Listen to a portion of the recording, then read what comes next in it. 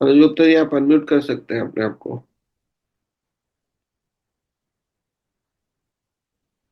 अच्छा, sorry sorry.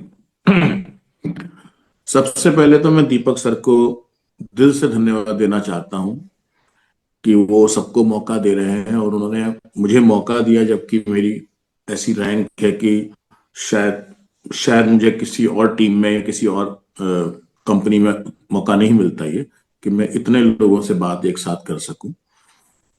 और बाकी यहाँ जितने भी लोग बैठे हैं, मैं उनका भी शुक्रिया अदा करना चाहता हूं कि वो मुझे एक्सेप्ट कर रहे हैं इस रूप में कि मैं कुछ सार्थ बात कर सकूं। सबसे पहले मैं खुद को इंट्रोड्यूस करना चाहूंगा।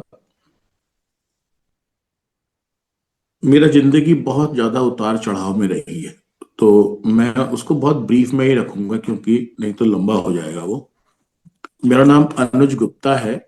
मैं बेसिकली मुरादाबाद मंडी चौक का रहने वाला हूँ और हमारा परिवार वेल टू डू परिवार रहा है। मतलब अच्छा पैसे वाला परिवार रहा है। पैदा होते ही हम लोग कार में ही सवार हुए और एक जमाने में तो 1940 में ही हमारे घर में एम्बेसडर कार थी, जब शहर में सिर्फ 3 गाड़ियां थी, तो हम पैदा उसी में हुए। तो अभाव कभी नहीं रहा जिंदगी में। 10वीं क्लास तक मैंने मुरादाबाद में पढ़ाई की, फिर उसके बाद मैं हॉस्टल में रहने और इंग्लिश मीडियम में पढ़ने के लिए प्लानी चला गया 2 साल 11 12 पढ़ने के लिए। और वहां से फिर इंजीनियरिंग करने के लिए मैं MNIT जयपुर, जो उस समय MREC जयपुर कहलाता था, वहां चला गया। मैंने BE मैकेनिकल किया है, 4 साल का कोर्स। वहां से फिर 2 साल मैंने प्राइवेट जॉब की और 2 साल प्राइवेट जॉब करने के बाद फिर मेरे अंदर काफी बचपन से अंदर से एक पैशन था कि मैं सोसाइटी के लिए कुछ करूं। और वो बढ़ता ही चला जा रहा था, बढ़ता ही चला जा रहा था, खास तौर से 11 12 और इंजीनियरिंग के दौरान। तो फिर फुल टाइम सोशल वर्क करने का एक दिमाग में इतना जुनून था कि मैंने फिर नौकरी छोड़ दी, घर छोड़ दिया, बैग उठाया, एक ऑर्गेनाइजेशन के साथ जुड़ गया और झोला उठा के मैं फुल टाइम एक फुल टाइमर बन गया, फुल टाइम एक्टिविस्ट बन गया। वो भी मात्र 900 रुपये महीने में, जहां ना मेरे पास कोई कमरा है, कुछ नहीं है, सिर्फ एक बैग है। उसी में लोगों को ही लोगों से मिलना है, लोगों से बात करनी है, उनको ऑर्गेनाइजेशन में जोड़ना है, उनको कार्यकर्ता बनाना है, उनको लीडर बनाना है, उनको और बेहतर लीडर और बेहतर इंसान बनाना है। और समाज में जो कुछ गलत हो रहा है उसके खिलाफ एक बड़ी ऑर्गेनाइजेशन बनानी है। तो ये 16 साल चला और इत्तेफाक ऐसा हुआ कि मेरे 94 में जब मैंने ऑर्गेनाइजेशन में फुल टाइम काम करना शुरू कर दिया था, तो मैं लीडरशिप में आ गया, तुरंत टॉप लीडरशिप में। कौन सी उस ऑर्गेनाइजेशन समय थी वो? उसको विकल्प के नाम से जानते थे और वैसे वो ऑर्गेनाइजेशन शहीद भगत सिंह के विचारों पे काम करती थी। और शहीद भगत सिंह ने अपने लेखों में लिखा है कि हमें जनता के संगठन बनाने होंगे, अगर हमें क्रांति करनी है तो वो बंदूक और पिस्तौल से नहीं होगी। हमें छात्रों के, महिलाओं के, मजदूरों के, किसानों के और जनता के अलग अलग तबकों के संगठन बनाने होंगे। तो अलग अलग नामों से हमने स्टूडेंट ऑर्गेनाइजेशन बनाई, परिवर्तन कामी छात्र संगठन के नाम से। ऐसे ही एक पीपल्स ऑर्गेनाइजेशन बनाई क्रांतिकारी लोक अधिकार संगठन के नाम से। फिर एक मजदूरों का संगठन बनाया, महिलाओं के, और कई ऑर्गेनाइजेशन बनाए, अखबार निकाले, पत्रिकाएं निकाली, उनमें लिखा, संपादन किया। तो जिस रास्ते पे था वो रास्ता बहुत ज्यादा सिखाने वाला था। मैंने 20 साल पत्रकारिता भी की, मिशनरी पत्रकारिता ज्यादातर। और इसके अलावा फिर हम लोग, अगर कोई गलत चीज, जैसे किसी लड़की के साथ बलात्कार हुआ है या पुलिस ने अपने थाने में टॉर्चर करके किसी को मार दिया है या मजदूरों को बेतहाशा निकाल दिया गया और उन्होंने कोई आंदोलन कर दिया, ऐसी सभी चीजों का समर्थन करते थे। लीडरशिप लेनी होती थी तो लीडरशिप भी लेते थे। तो उसी प्रोसेस में मैंने आंदोलनों में भी लीडरशिप दी। मैं जेल भी गया, मैंने 8 दिन जेल में आमरण अनशन भी किया, उसी अंदाज में जैसे भगत सिंह और उनके साथी किया करते थे। तो कई ऐसे मौके भी आए जहां मतलब रहा। मुझे 8 ही दिन के अंदर 3 अलग अलग जेलों में भेजा गया, ये मान के कि इसको अपने कार्यकर्ताओं जनता से काटा जाए। तो एक बड़ा अनुभव लेने का मौका मिला मुझे 16 सालों में। फिर 2010 में किसी कारणों से मुझे ऑर्गेनाइजेशन छोड़नी पड़ी, और घर में सारी बिजनेस प्रॉपर्टी सब छोड़ आया था। तो वापस जब घर पहुंचा तो मेरा भाई है एक और भाभी, वो लोग लालची हो चुके थे। उन्होंने हंगामा काटना शुरू कर दिया घर में कि इसका तो कोई राइट ही नहीं है, तो बाहर सन्यासी बन गया, अब तो ये सारी प्रॉपर्टी हमारी है। तो फिर मदर फादर परेशान थे, तो फिर मैंने with in a minute decide किया कि मैं सारी प्रॉपर्टी और सारा बिजनेस, यहाँ तक कि शहर भी छोड़ जाऊंगा। और फिर मैंने मुरादाबाद छोड़ के मैं हल्द्वानी चला गया। तब मेरी नई नई शादी हुई थी, और फिर हल्द्वानी में मैं ट्यूशन पढ़ा रहा था।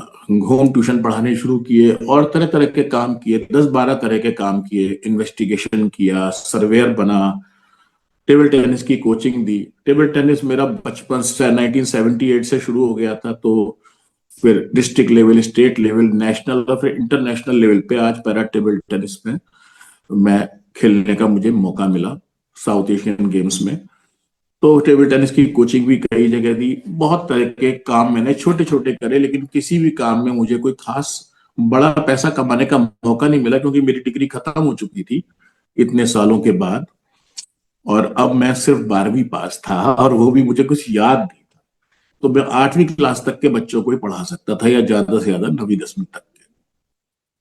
तो फाइनली मैंने फिर insurance, health insurance, life insurance, general insurance, सब चीजें करी एक साथ, बहुत सारी चीजें। जब मैं ये लाइफ और हेल्थ कर रहा था और मैं कुछ खास पैसा नहीं कमा पा रहा था, तब एनर्जिक मेरे जिंदगी में आई। फरवरी मार्च 2000 फरवरी मार्च 2023 में। उस समय मैं डिप्रेशन में था, क्योंकि मैं ऑर्गेनाइजेशन छोड़ना नहीं चाहता था। मुझे छोड़ना पड़ा तो मैं काफी गहरे डिप्रेशन में गया था। डिप्रेशन का एक कारण और था, लेकिन वो व्यक्तिगत है, यहाँ समय लग जाएगा, मुझे बताने में दिक्कत नहीं है। तो काफी डीप डिप्रेशन में रहा, और 2005 से लेकर आज तक मुझे मेडिसिन खानी पड़ रही है। अब जाके मेरी आधी गोली बची है। मैं पिछले 20 साल से डिप्रेशन की मेडिसिन खा रहा हूँ। इसके अलावा नाउमीदी, पश्चिमती, अब कुछ नहीं हो सकता, मैं कुछ नहीं कर सकता, ये सब फीलिंग इतनी गहरी थी कि वो भी, और कोई गुंजाइश भी नहीं थी पैसा कमाने की। इस सिचुएशन में मैं एनर्जिक में आया था। यहाँ आने के बाद मुझे लगा कि हाँ, ये काम तो बिल्कुल मैच करता है उस काम से जो काम मैं करता रहा जिंदगी भर। वहां हमें नए नए लोगों को हम जोड़ते थे, लिस्ट बनाते थे, फिर उनका फॉलो अप करते थे, फिर उन्हें मेंबर बनाते थे, कार्यकर्ता बनाते थे, लीडर बनाते थे। यहाँ तो वैसे ही है, यहाँ भी लिस्ट ही बनानी है, यहाँ भी फॉलो अप ही करना है, कार्यकर्ता की जगह डिस्ट्रीब्यूटर बनाने हैं, लीडर बनाने हैं। वहां तो हम लोगों को जेल तक जाने के लिए तैयार कर लेते थे, यहाँ तो सिर्फ एक प्रोडक्ट बेचना है लोगों को। वहां भी हम दिल से काम करते थे, यहाँ भी बड़ा शानदार मौका है कि हम दिल से काम करके ही जो है वो इस काम को कर सकते हैं। तो ये उम्मीदों की किरणें मेरे अंदर पैदा हुई 23 में, आज से 1.5 साल पहले।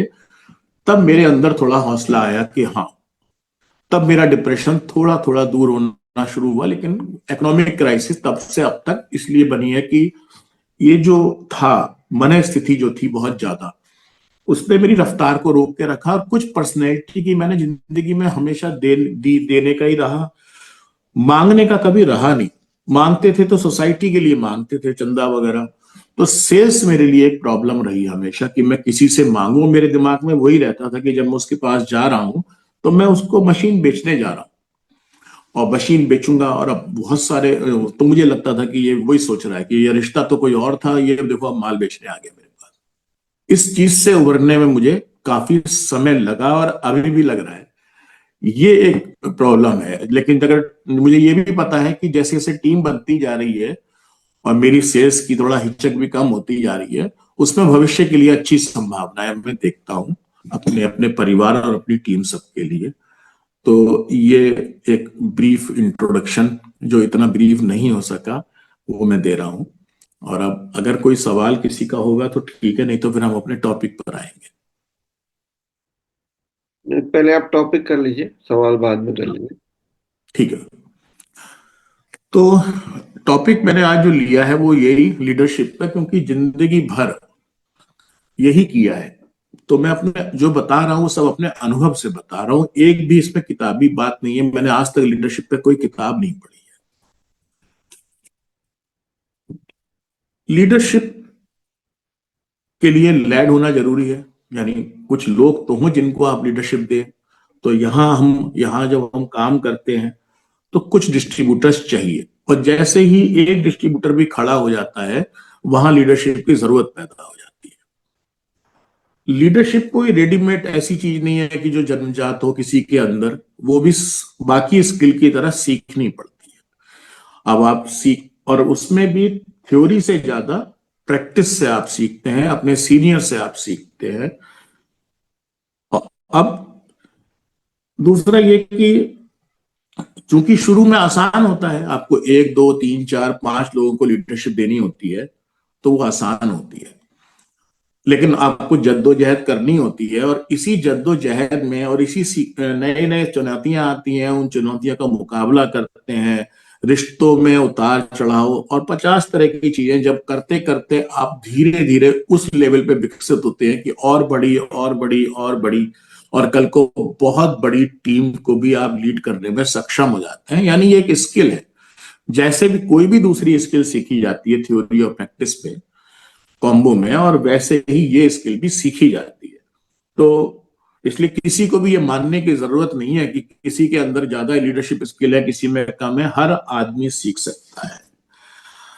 अब बात यह है कि कैसा लीडर होना चाहिए। वैसा ही जैसा कि हम चाहते हैं अपने लिए, हम सब चाहते हैं कि हम जिस मकसद को हासिल करना चाहते हैं उस मामले में वो हमसे ज्यादा क्षमतावान हो, वो हमें वहां तक ले आने में सबसे ज्यादा हेल्प कर सकता हो, वो पहले उस मकसद पे कुछ कदम आगे हमसे हो, या जितना ज्यादा आगे हो हमारा उतना उस पर भरोसा बनता है। एक क्वालिटी तो ये चाहिए। दूसरा दूसरा ये कि हमें ऐसा लीडर चाहिए जिससे दिल खोल के हम सब बात कर सके, जिससे हमें डर ना लगे, और जिससे अगर मुझे कोई बात गलत लग रही है तो मैं गलत कह सकूं, मुझे सही लग रही है तो सही कह सकूं। वो मेरा लीडर भी हो, वो मेरा दोस्त भी हो, वो मेरा हमराज भी हो, और मैं अपने को उसको समर्पित भी कर सकने का मेरे अंदर भरोसा भी हो। पीपल्स लीडरशिप ऐसे ही होती है, जिसको दीपक सर ने अभी बोला सर्वेंट लीडरशिप। तो लीडरशिप कई तरह की होती है, और इसको अगर स्पष्ट तौर पे नहीं समझेंगे तो अनजाने में हम किसी गलत लीडरशिप की तरफ जा सकते हैं। जैसे एक लीडरशिप है ब्यूरोक्रेटिक लीडरशिप, मैं उसको नाम दे सकता हूँ। ब्यूरोक्रेटिक लीडरशिप जैसे कोई अफसर और उसका सबऑर्डिनेट होता है, वो हमें हर जगह ऑफिस में जगह जगह जहां पर भी कोई किसी का नीचे काम करता है, सैलरी लेता है, वहां दिखाई देती है। ये बॉस मेंटेलिटी वाली लीडरशिप है। ये बॉस वैल्यू लीडरशिप जो है वो पीपल्स बिजनेस में या किसी भी तरह के पीपल्स वर्क में नहीं चल सकती। यहाँ जो अफसर है वो अपने नीचे सबॉर्डिनेट से बिल्कुल कटा हुआ है, वो ऑर्डर देता है और नीचे वाले को लागू करना होता है। वो कोई टीम नहीं होती कभी भी, और इसीलिए वो उसको प्यार नहीं करते। वो हमेशा उससे चिढ़ते हैं, पीठ पीछे उसकी बुराइयां करते हैं, और जब मौका मिलता है नुकसान पहुंचाते हैं। और उसको सिर्फ अफसर को आपको यूज करना है, और आपको अफसर को यूज करना है अपनी छोटी मोटी डिमांड सैलरी बढ़वाने उसके लिए। लेकिन यह है कि चूंकि सोसाइटी में इस तरह की लीडरशिप, जिसे ब्यूरोक्रेटिक लीडरशिप कह सकते हैं, चूंकि प्रचलित है, ये विचार मौजूद है, तो वो हमारे भी दिमागों में कहीं ना कहीं से आता है। लेकिन कॉन्शियसली हमको इस विचार को दिमाग से निकाल देना चाहिए कि नेटवर्क मार्केटिंग में या खास तौर से एनर्जी बिजनेस में ऐसी लीडरशिप काम कर पाएगी, जैसा दीपक सर ने कहा। दूसरी लीडरशिप कई बार एक और है, कुछ लोगों के पास में बहुत ताकत है। जैसे पॉलिटिकल लीडर होते हैं, उनके पास पावर होती है, किसी के पास बहुत पैसा है, किसी के पास बहुत शोहरत है। तो ये जो बहुत पैसा कमा लिया या ताकत आ गई या शोहरत आ गई, लोग ये मान लेते हैं कि इससे उनको अधिकार मिल गया है दूसरों पर अपना रौब जमाने का, अकड़ दिखाने का, लीडरशिप दिखाने का। लेकिन लोगों के ये भी किसी काम की नहीं होती, इसलिए ऐसे लोगों की ताकत को लोग सम्मान करते हैं दिखावटी तौर पे, क्योंकि आप कहीं ना कहीं उनके काम आ जाएंगे। लेकिन दरअसल ये कई होता है, कई बार कुछ लोग बहुत पैसा कमा लेते हैं तो वो ये सोचते हैं कि सिर्फ इसलिए लोग उनकी बात मानेंगे क्योंकि उन्होंने बहुत पैसा कमा लिया। लेकिन ये लीडरशिप भी काम नहीं करती है। लीडरशिप, पीपल्स लीडरशिप कह सकते हैं इसको, सर्वेंट लीडरशिप जैसे सर ने कहा, ये लीडरशिप है जहां बिल्कुल ऐसे है जैसे मछली जल के अंदर होती है। ये लोगों के ऊपर रह के उनको लीडरशिप नहीं देना है, बल्कि उन्हीं के बीच में रह के उनको लीडरशिप देना होता है। जब क्राइसिस आती है उस ग्रुप में तब पता चल जाता है कि कौन लीडर है। सब उसकी तरफ देख रहे होते हैं और वो आगे बढ़ के क्राइसिस को रिजॉल्व कर रहा होता है। ये होती है पीपल्स लीडरशिप। जब लोग जानते हैं कि उनकी टीम के इंटरेस्ट को सबसे बेस्ट कौन सर्व कर रहा हो, तब होती है। जैसे फॉर एग्जाम्पल मैं आपको एक उदाहरण देना चाहूंगा। एक बार मैं ट्रेन में सफर कर रहा था और खचाखच जनरल का डिब्बा था, भरी हुई थी ट्रेन। एक पैर रखने को जगह नहीं मिल रहा था, एक पैर मेरा हवा में था और एक पैर में टिका के रखा हुआ था बिल्कुल खिड़की के पास। कुछ लोग खिड़की के बाहर पैर लटका के बैठे थे। अचानक रात का टाइम था, नींद में झोंका आ गया उसको और वो गिरा, दूसरों ने खींचा, उसमें उसकी पैर टूट गया। अब जगह इतनी कम थी, उसके बावजूद लोगों ने उसको सिकोड़ के लिटाया। अब उसकी हड्डी टूट चुकी है। अब किसी को कुछ समझ में नहीं आ रहा था कि क्या करें, कुछ सेकंड्स का खेल होता है ये सारा। ऊपर दरवाजे के ऊपर एक बंदा बैठा हुआ था, वो आराम से बैठा था, सो रहा था। अचानक कूदा, उसने सबको बोला हटो यहां से, तुरंत बाथरूम में गया। बाथरूम से वो लकड़ी की खिड़की लगी होती है उसको तोड़ा, सबको इंस्ट्रक्शंस दिया, उसके पैर में लकड़ी से और फिर कहीं से रस्सी का सबसे इंतजाम करा अपने कपड़े का और बांधा बूंधा। और उसके बाद उसने अगले स्टेशन पे उनको उसके साथ वाले के साथ उतारा कि हॉस्पिटल ले जाओ, और चुपचाप जाके ऊपर वहीं दरवाजे पे बैठ गए। वो था लीडर जिसने उस काम को अंजाम दे दिया। तो बात यह है कि लोग यही चाहते हैं आपसे कि आप उस मकसद को हासिल करने में उनको लीडरशिप दें। लीडरशिप के अंदर बहुत सारी क्वालिटीज होती है। लीडरशिप में मैं पॉइंट वाइज रखना चाहूंगा। वो जैसे फॉर एग्जाम्पल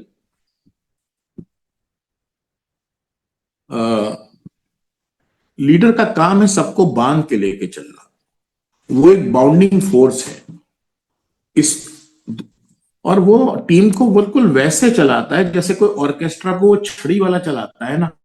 उसे पता है कि वो छड़ी से करेगा और सब लोग अपने वाद्य यंत्र बनाएंगे और एक बहुत बढ़िया म्यूजिक पैदा होगा। तो वो लीडर है उस ऑर्केस्ट्रा का। अब उसमें लीडर ऐसा भी होता है कि वो जानता है इस बात को कि किसके अंदर कौन सी क्वालिटी है और किसके अंदर कौन सी कमी है। तो जब वो ऐसे उसको वो ग्रुप ऑफ इंडिविजुअल्स नहीं होता, यानी कई लोगों को उसने एक जगह इकट्ठा नहीं किया होता है, कई लोग एक साथ इकट्ठे होकर काम कर रहे हो, वो टीम नहीं होती। टीम में एक बहुत स्ट्रांग बॉन्ड होता है और लीडर जानता है कि अगर कोई बंदा स्टेज पर चढ़ने में माहिर है तो उसको स्टेज का काम दे देगा, कोई आदमी टेक्निकल कामों का माहिर होगा तो वो उसको वो काम दे देगा। जो आदमी जिस काम का माहिर उसको लगेगा वो उसको उस काम को करके टोटल टीम परफॉर्मेंस को बेस्ट परफॉर्मेंस बना देता है। ये हुनर हमें एज ए लीडर सीखना होता है।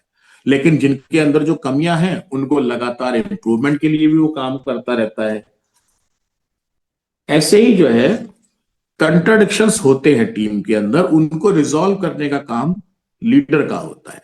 लेकिन रिजॉल्व कैसे करें, उसको अपने बिजनेस के इंटरेस्ट में, उन लोगों के इंटरेस्ट में, उनके परिवार के इंटरेस्ट में इस तरह से रिजॉल्व करना होता है कि जिनके बीच में झगड़ा हुआ है उनमें पहले से बेहतर दोस्ती हो जाए। यानी जब मामले को सुलझाया जाए तो वो जितनी करीबी पहले महसूस करते थे या जितना पहले उनका रिश्ता था उससे ज्यादा बेहतर रिश्ता हो, इस तरह से उस मसले को सुलझाने की कला आनी चाहिए। उस कला पे मैं बात नहीं कर सकता अभी। ऐसी लीडरशिप कैसे रफ्तार बनाई जाए, तो हेल्दी कंपटीशन को लीडर प्रमोट करता है, अनहेल्दी को नहीं। लोग एक दूसरे की हेल्प करते हुए एक दूसरे से आगे बढ़ने की कोशिश करें, बजाय एक दूसरे की टांग खींचते हुए। ऐसी लीडरशिप का ही ये काम है कि एक एथिकल टीम का निर्माण करे। और अगर उसको लगता है कि कोई बंदा ऐसा है जो टीम में जो जिस एथिक्स की जरूरत है इस बिजनेस को, और एज ए ह्यूमन बीइंग हम सबको, अगर कोई बंदा ऐसा है जो बार बार समझाने और एजुकेट करने के बावजूद भी उन एथिक्स पे नहीं चल रहा है, तो उसे टीम के इंटरेस्ट में चाहे उसको नुकसान हो कि वो कंकड़ पत्थर की लगे उसको बाहर निकाल देता है चावल में से, क्योंकि नहीं तो वो बंदा एक मछली पूरे तालाब को गंदा कर सकती है। ऐसे ही जो है वो उसके पास एक लॉन्ग टर्म दृष्टिकोण होता है। इसलिए जैसे कहते हैं कि हमें एक लंबा रास्ता सफर करना है, एक बहुत बड़ी टीम बनानी है, तो लॉन्ग टर्म नजरिया आम डिस्ट्रीब्यूटर का भले ही ना हो, लेकिन लीडर लॉन्ग टर्म में ही सोचता है। इसलिए तात्कालिक तौर पे भले ही नुकसान हो जाए, दीर्घकालिक में फायदा होना चाहिए खुद उसका भी और सबसे पहले टीम का। और कई बार ऐसा होता है कि उसका अपना नुकसान हो रहा होता है लेकिन टीम का फायदा हो रहा होता है। तो लीडरशिप ये कहती है, ये वैल्यू ये कहती है कि आप अपना को नुकसान उठा लीजिए और टीम का फायदा कर दीजिए। आप आगे बढ़ के सेक्रीफाइस कीजिए, आप आगे बढ़ के इन्वेस्ट कीजिए, आप एग्जाम्पल से लीड करिए अपनी पूरी टीम को। एक जो सबसे महत्वपूर्ण इशू आता है वो होता है, सबसे महत्वपूर्ण जिसको मैं मानता हूं लीडरशिप में, वो है लीडरशिप इन कंटेंट या लीडरशिप इन फॉर्म। यानी कई बार क्या होता है कि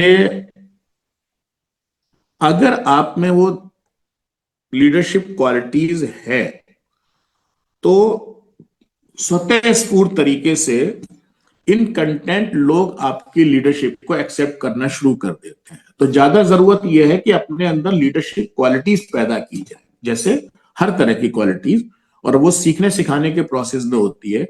आप किताबों से भी सीखते हैं, आप दूसरों से भी सीखते हैं, आप प्रैक्टिस में सबसे ज्यादा सीखते हैं, आप अपने सीनियर से सीखते हैं। और अगर आपके अंदर लीडरशिप क्वालिटी है तो आपको किसी को यह मनवाने की जरूरत नहीं है कि आप उसके लीडर हैं। वो खुद ब खुद आपको लीडर मानता है, आपको फॉलो करता है।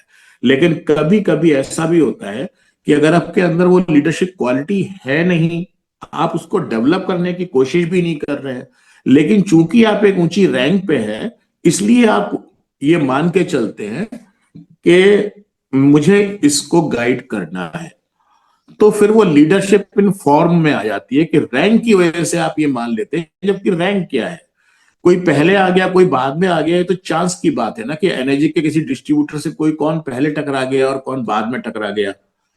जो पहले टकरा गया वो सीनियर हो गया, जो बाद में टकरा गया वो डाउनलाइन हो गया, अपलाइन हो गया। तो कंपटीशन कुछ नहीं है। और ये भी कि कई बार लीडर्स जानते हैं इस बात को, जो पीपल्स लीडर होते हैं, कि अगर कोई खास क्वालिटी दूसरों में अच्छी है तो वो उस मामले में उसको लीडरशिप दे देते हैं।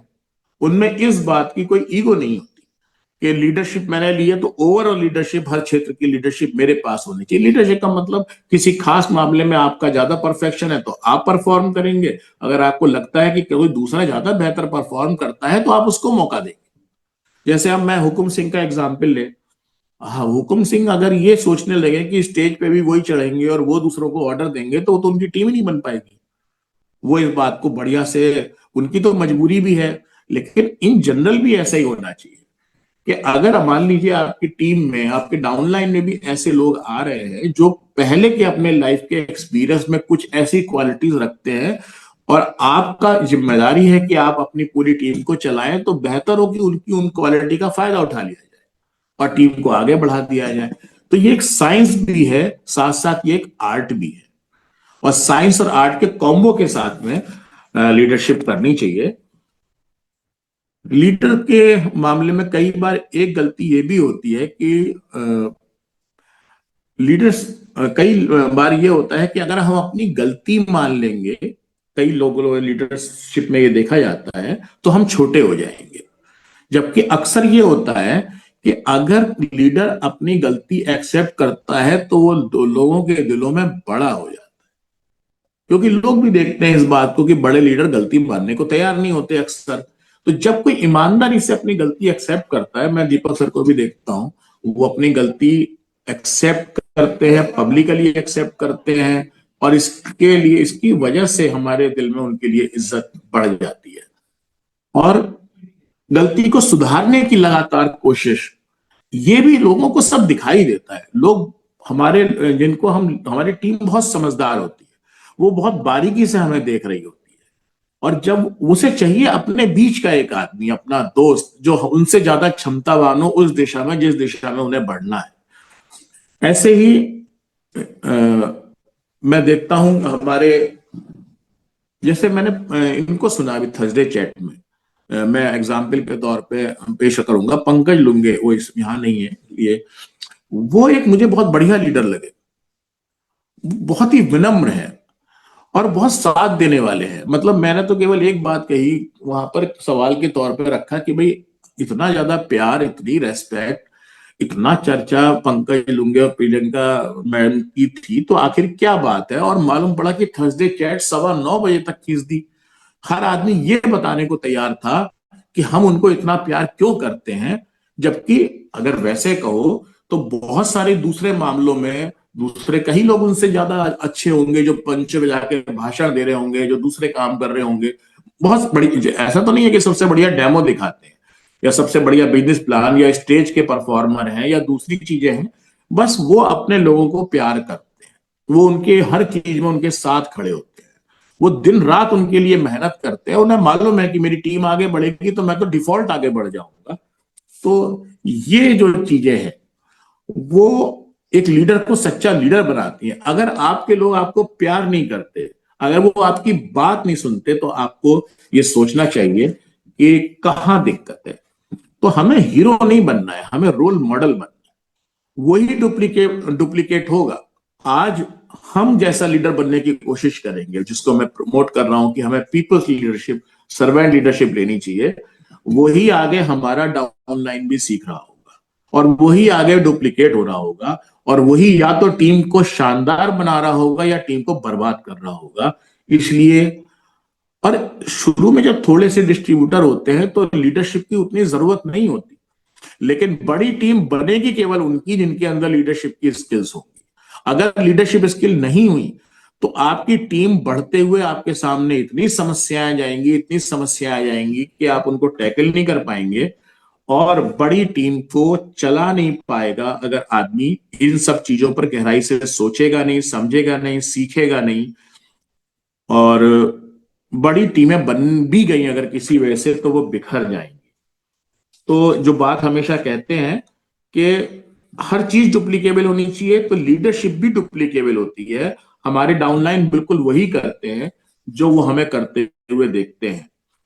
ऐसे ही जो है, मैं अपनी बात को अब आगे खत्म करके चाहूंगा कि लोग जो है, वो अगर कोई सवाल पूछे तो मेरे लिए ज्यादा आसान होगा इसको बताने में, कि बस समझने की बात इतनी ही है कि लीडरशिप, लीडर बनना एक अपने आप में एक प्रोसेस है। वो उसी दिन से प्रोसेस शुरू हो जाता है जिस दिन से आपके नीचे पहला डिस्ट्रीब्यूटर आ जाता है, और उसी प्रोसेस में शुरू में छोटी चुनौतियां जो आप टैकल कर सकते हैं, उससे आपका डेवलपमेंट होता है, और उससे बड़ी चुनौतियां, फिर उससे बड़ी चुनौतियां, फिर उससे बड़ी चुनौतियां, और उस प्रोसेस में आप एक लीडर के रूप में ग्रो हो सकते हैं। और हम में से हर आदमी लीडर बन सकता है, बस सचेत तौर पे ये ध्यान रखा जाए कि हमें एक बेहतरीन पीपल्स लीडर बनना है। हमें कोई ब्यूरोक्रेटिक लीडर या कोई पावर और दौलत का प्रदर्शन करने वाला लीडर नहीं बनना। Thank you sir. Thank you very much Anuj Gupta जी।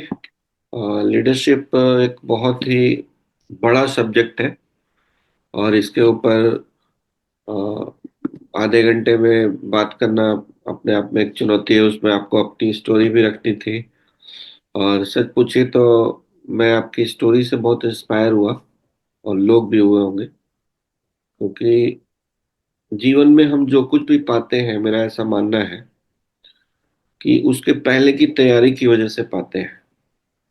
और वो तैयारी कई बार हम जानबूझ के नहीं कर रहे होते हैं। हम लोग ना वो तैयारी चल रही होती है अनजाने रूप में। मान लो आप कहीं जॉब कर रहे थे, बिजनेस कर रहे थे, या समाज सेवा ही कर रहे थे, तो वो तैयारी चलती रहती है। उस तैयारी के चलने के बाद जैसे ही आपके साथ अपॉर्चुनिटी जब आपको मिलती है ना, जहाँ से आप अपने सपनों को पूरा कर सकते हैं, या जो भी आपके चाहत है जीवन में उसको आप पूरा कर सकते हैं, वैसी संभावना उस प्लेटफॉर्म में, तो जैसे ही वो तैयारी मिलती है ना, तो फिर वो कमाल हो जाता है। तो वो कमाल आपके साथ भी हो। मैं चाहता हूँ, भगवान से प्रार्थना करता हूँ कि वो चीजें, चूंकि एक चुनौती भी आती है, क्योंकि ऑलमोस्ट आप 50+ है, प्लस बहुत सारा एक्सपीरियंस है। तो ग्राउंड पे, चूंकि जब कोई नया काम आप शुरू करते हैं ना, तो फिर से आपको जीरो से स्टार्ट करना होता है। चाहे हम्म। आपका पद कुछ भी हो, ज्ञान कुछ भी हो, न कुछ भी हो, आप आपके अंदर बहुत अच्छी लीडरशिप हो, लेकिन जब तक टीम नहीं होगी तब तक लीडरशिप का कोई मायने नहीं है। तो टीम बिल्डिंग भी एक प्रोसेस है, उस पर शुरू से फिर से हमको काम करना होता है, तो उसके लिए तैयारी करनी पड़ती है। मैं कुछ चीजें और ऐड करना चाहूंगा लीडरशिप के अंदर। देखिए, बिल्कुल। लीडरशिप पे ना अनुज गुप्ता जी ने बहुत सारी बहुत अच्छी अच्छी बातें कही। एक दो पॉइंट जो मुझे लगा कि वो ऐड करना जरूरी है। Communication skill. हम्म। ठीक है। लीडरशिप पे ना एक मैंडेटरी टास्क है कम्युनिकेशन स्किल। आपने दुनिया के जितने भी महान लीडर्स को देखा होगा, चाहे वो बिजनेस लीडर्स हो, चाहे वो पॉलिटिकल लीडर्स हो, या हमारे सोशल लीडर्स हो, जितने भी लीडर्स हुए हैं, उनके अंदर एक क्वालिटी आपने देखी होगी कि वो बहुत उतने ही बड़े लीडर बने वो, जितना अच्छा उनका कम्युनिकेशन स्किल था। तो ये स्किल जो है ना, हम सीख सकते हैं, और ये हमें सीखने पे काम करना चाहिए कि हम अपने हम्म। थॉट्स को किस तरीके से लोगों के सामने रख पाते हैं। ये एक मैंडेटरी स्किल है लीडरशिप के लिए। और हमारे बिजनेस में ना, मेरा एक पुराना डायलॉग है कि leadership is mandatory in this business. बिल्कुल। आप ना दुनिया के किसी और व्यवसाय में बिना लीडर बने भी आप सरवाइव कर सकते हैं, जैसे जॉब में, ये छोटे मोटे व्यवसाय में, किसी प्रोफेशन में आप लीडर नहीं भी बनेंगे ना, तो आपका काम चल जाएगा, सरवाइव आप कर जाएंगे। लेकिन हमारे बिजनेस में अगर आपको बड़ा करना है, एनर्जिक बिजनेस में आप चाहते हैं कि पूरे इंडिया लेवल पे और एक दिन पूरे वर्ल्ड लेवल पे हमारी टीम हो, और बड़ा पैसा कमाए, बड़ा नाम कमाए, तो यहाँ पे लीडरशिप करना ही पड़ेगा। कोई विकल्प नहीं है हमारे पास। तो लीडरशिप वैसे तो एक शब्द है, लेकिन उसके अंदर कई डिपार्टमेंट्स हैं। तो उनमें से एक डिपार्टमेंट है कम्युनिकेशन स्किल। तो इसलिए मैं सबसे पहले आप लोगों को बार बार प्रोत्साहित करना चाहता हूं कि आप अपने कम्युनिकेशन स्किल्स पे काम कीजिए। और उसके लिए एक मौका है ये सुबह का जूम मीटिंग आपके लिए। अगर आप चाहते हैं कि आपका कम्युनिकेशन स्किल अच्छा हो, तो दूसरा कोई रास्ता आपके पास नहीं है कि नहीं ठीक है हम किताबें पढ़ के स्किल्स बना लेंगे, या हम वैसे ही कर लेंगे। लीडरशिप अगर स्किल्स पे आपको काम करना है ना, तो जब भी आपको मौका मिले अपने विचारों को रखने का, तो आइए सामने। तो कम्युनिकेशन स्किल जो है ना, इसको डेवलप करने का मैं कुछ तरीके आपको बताना चाहता हूँ, क्योंकि आपको लगेगा हाँ यार, कम्युनिकेशन स्किल्स तो बहुत इंपॉर्टेंट है, लेकिन करें कैसे। ठीक है। तो कम्युनिकेशन स्किल्स को डेवलप करने का ना सबसे पहला काम करना होता है आपको, कि आपको कुछ रीडिंग की हैबिट्स डालनी होंगी। ठीक है। कुछ ना कुछ पढ़ना पड़ेगा आपको। कुछ जरूरी नहीं है कि आप नेटवर्क मार्केटिंग की किताब पढ़ें। आपको जो भी आपका इंटरेस्ट का सब्जेक्ट हो, उसको आप पढ़िए। अगर आप न्यूज़पेपर भी पढ़ते हैं तो भी चलेगा, आप कोई मैगजीन पढ़ते हैं तो भी चलेगा, या आप कुछ भी मतलब अ, पढ़ना पड़ेगा आपको। दूसरा होता है कि आप कुछ ना कुछ सुनते हैं, या आजकल वीडियो फॉर्मेट बहुत बढ़िया है, यूट्यूब पे आप अच्छे अच्छे पॉडकास्ट देख सकते हैं। वहां से आपको कम्युनिकेशन स्किल्स पे आपको बहुत मदद मिलेगी। आपकी शब्दावली जो है ना, जो वोकेबुलरी है आपकी, वो रिच होती है उससे। तो जब आपके पास शब्दों का संग्रह अच्छा होता है ना, तो कम्युनिकेशन स्किल्स का वो भी एक पार्ट है। उसके बाद जब आप प्रेजेंटेशन देते हैं, हमारे बिजनेस में ना एक मैंडेटरी काम है प्रेजेंटेशन देना। तो जब आप प्रेजेंटेशन देते हैं बार बार। मान लो आपने लोगों से को इनवाइट किया या लोगों से अपॉइंटमेंट लिया, और उनके घर पे जाके या आप उनको अपने घर पे बुला के जब आप उनको अपने बिजनेस और प्रोडक्ट के बारे में बताते हैं, बिजनेस और प्रोडक्ट के बारे में, तो उससे ऑटोमेटिक आपको ना आपका कम्युनिकेशन स्किल्स डेवलप होता है। तो ये काम दोनों काम कर सकता है, ये सबसे बेस्ट काम है। ज्यादा से ज्यादा प्रेजेंटेशन दीजिए, खुद दीजिए। क्योंकि अगर आप चाहते हैं कि आपका कम्युनिकेशन स्किल्स डेवलप हो, तो आपको ही बात करना पड़ेगा। अपलाइन बात करेगा आपके लिए ना, तो आपका कम्युनिकेशन कभी अच्छा नहीं होने वाला है। इसके बाद हमारे बिजनेस में एक अच्छी बात है कि आपको मौके मिलते हैं जूम पे या किसी सेमिनार में या होम मीटिंग्स में। तो वहां पे अपने शब्दों को, अपने विचारों को रखने का जब भी मौका मिले तो आगे आइए। आगे आगे खेलना पड़ेगा। पुश करने का इंतजार मत कीजिए, ये लीडरशिप नहीं होता है। लीडर वो होता है जो आगे बढ़ के रिस्क लेता है। और अपने अंदर से ये डर निकाल दीजिए कि लोग क्या सोचेंगे। देखिए हमारे बिजनेस में ना, बहुत सारे लोग तो इसलिए हमारा बिजनेस नहीं करते हैं कि लोग क्या कहेंगे। अब आप आ गए हैं तो भी आप वही सोच रहे हैं कि लोग क्या कहेंगे। अभी भी आपको शर्म आ रही है लोगों को बताने में। अभी भी आपको जूम पे आके अपने बारे में बताने में शर्म अगर आ रही है, तो फिर तो आने के बाद भी आप उनसे ज्यादा गलत काम कर रहे हैं ना। आपके बारे में लोग क्या सोचेंगे कि भाई ठीक है, आपको बात करना नहीं आया बहुत अच्छे तरीके से। डर लगता है कई बार कि नहीं नहीं यार, उतना अच्छा मैं बात नहीं कर पाऊंगा इसलिए नहीं आऊंगा। तो आप कभी परफेक्ट होके नहीं आने वाले हैं सर। आपको गलती करके ही आना पड़ेगा। और लोग हंसेंगे या लोग आपके बारे में कुछ कहेंगे, उसकी परवाह छोड़ दीजिए। लीडरशिप की एक ये भी क्वालिटी होती है कि वो किसी की परवाह नहीं करता है। जो करना जरूरी है वो करता है। ठीक है। तो ये कम्युनिकेशन स्किल जो है ना, इस पे एक लंबा सब्जेक्ट है, मैं अभी इतनी ही बातें करूंगा। दूसरा एक लीडरशिप की क्वालिटी होती है फीडबैक्स लेना, जो मैंने दुनिया के महानतम लीडर्स से सीखा है। ठीक है, इवन बिल गेट्स का कहना है कि अगर आप अपनी अपने बिजनेस को लाइट की स्पीड में डेवलप करना चाहते हो, लाइट की स्पीड में, लाइट की स्पीड सबसे ज्यादा तेज होती है, तो आपको फीडबैक्स लेना चाहिए। ठीक है। आप कोई भी काम कर रहे हैं उसमें फीडबैक्स लीजिए।